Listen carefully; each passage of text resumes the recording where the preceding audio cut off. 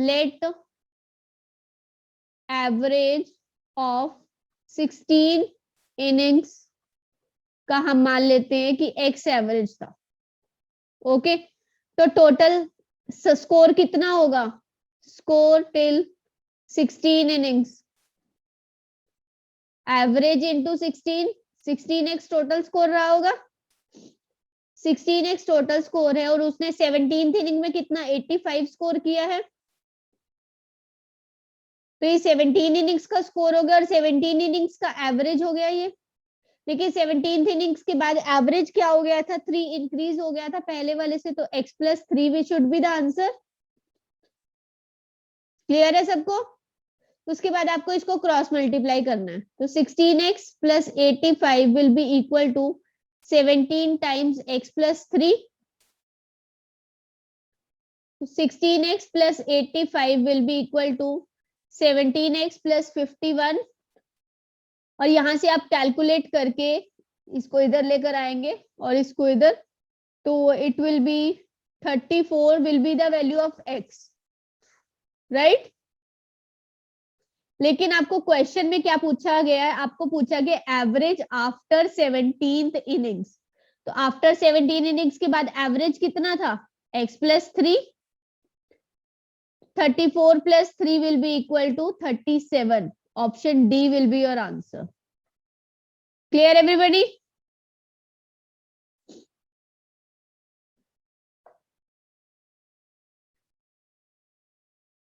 Everybody clear? Yes, Akshit. Ma'am, you were not audible in the between, so you can explain this question again. Okay. Yes, Utkarsh. Ma'am वहाँ पे आपने 16 inning लिखा है, 17 होगा। कहाँ पे बच्चे? Ma'am let the average of 16 inning. हाँ, तो हमने 16 इनिंग्स तक का एवरेज को x लिया है ना, 17th का तो x + 3 है, 17 के बाद तो 3 इंक्रीज हो गया ना उसके बाद। ये Sarthak. Happy Diwali ma'am. Same to you बच्चे। बच्चे please don't disturb the class with this. Okay, I have taken your wishes and I wish the same for you all also. Yes Harshita. Ma'am, you can change my name. Yes, Ajay Kumar. Yes. Okay, ma'am. Thank you, ma'am. Yes, Neeraj.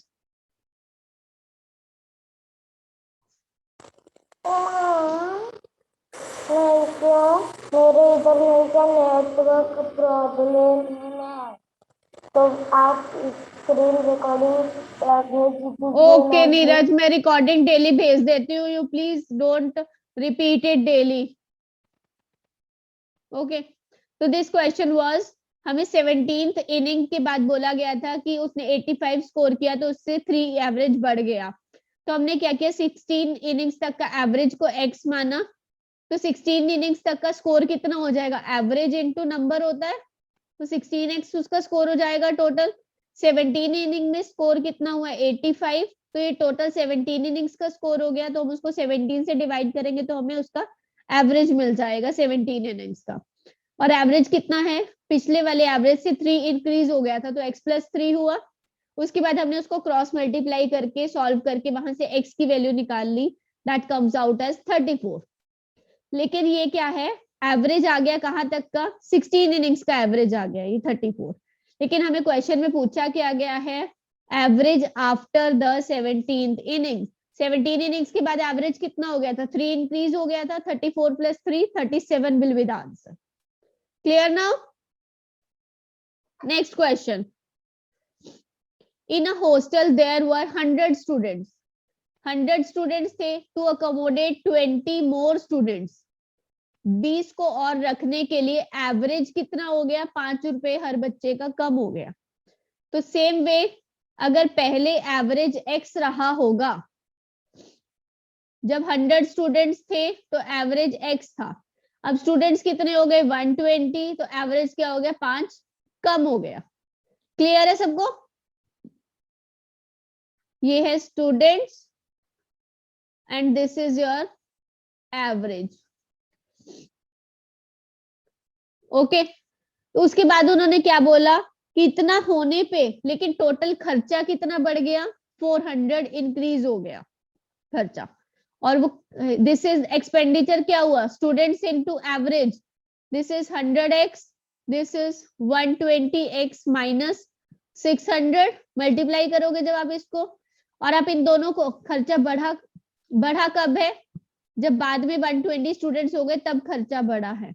अगर 120 student, this is more, आप इसमें से 100x minus कर देंगे तो आपको क्या मिलेगा, 20x माइनस 600, और खर्चा बढ़ा कितना है, 400। जब आप इसको सॉल्व करेंगे you will get 20x equal to 1000 and x equal to 50।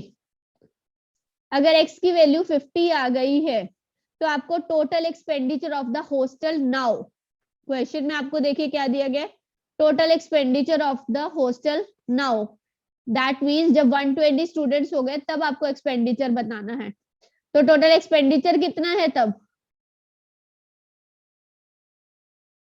कितना आ जाएगा, 120 into x minus 5, 120 into 50 minus 5, 120 into 45 which is equal to 5400. So option C will be your answer. Clear है सबको?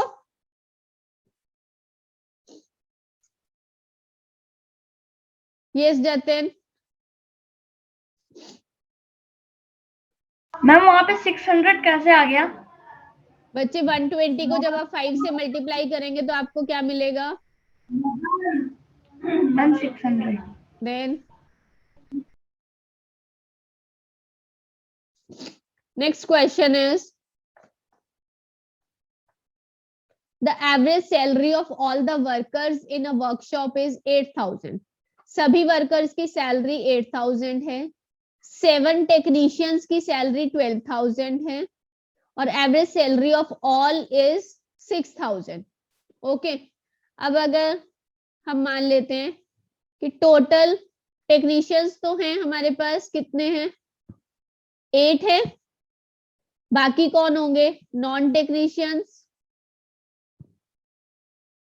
होंगे, तो हम उनको x मान लेते हैं। तो टोटल वर्कर कितने हो जाएंगे, 8 प्लस x हो जाएगा।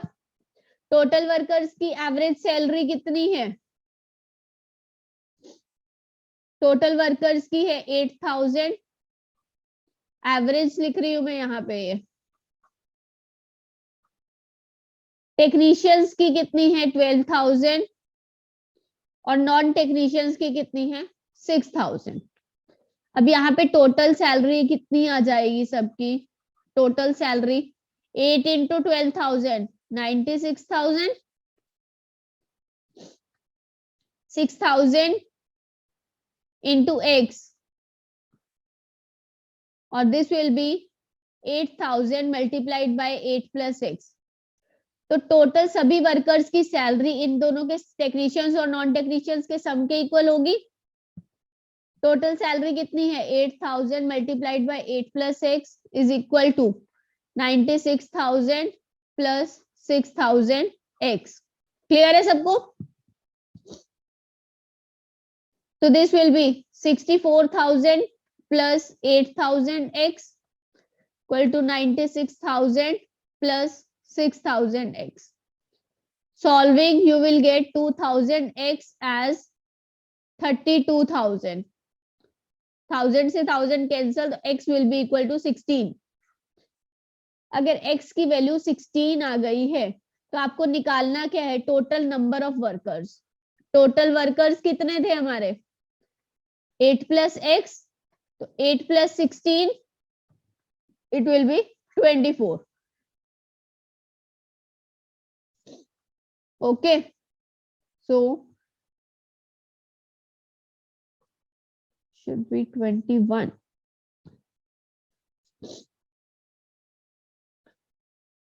okay, so answer will be 24। हमने सही ही किया है सारा।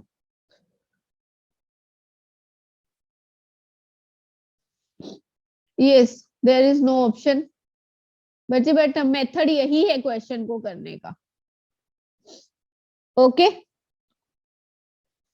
Average of all is 8000, technicians is 12000, sorry, these were 7. It was 7 here. Instead of 8, it was 7 here. So this will be 7 plus x. Okay. तो इसकी वजह से अब वैल्यूज चेंज हो जाएंगी सारी. क्लियर है? मेथड सबको समझ आ गया कैसे करना है question?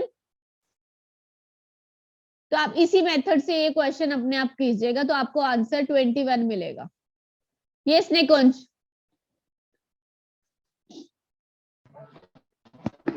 Ma'am, please tell ma'am 2000 x and ma'am 32,000 ma'am come from.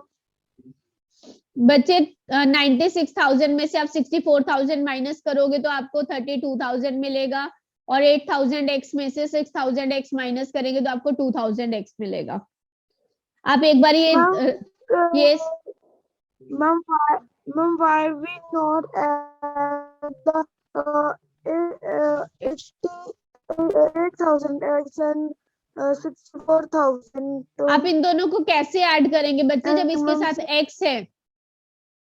आप x और एक कांस्टेंट नंबर वाली इंटीजर वाली टर्म को ऐड नहीं कर सकते हो ना. That's why.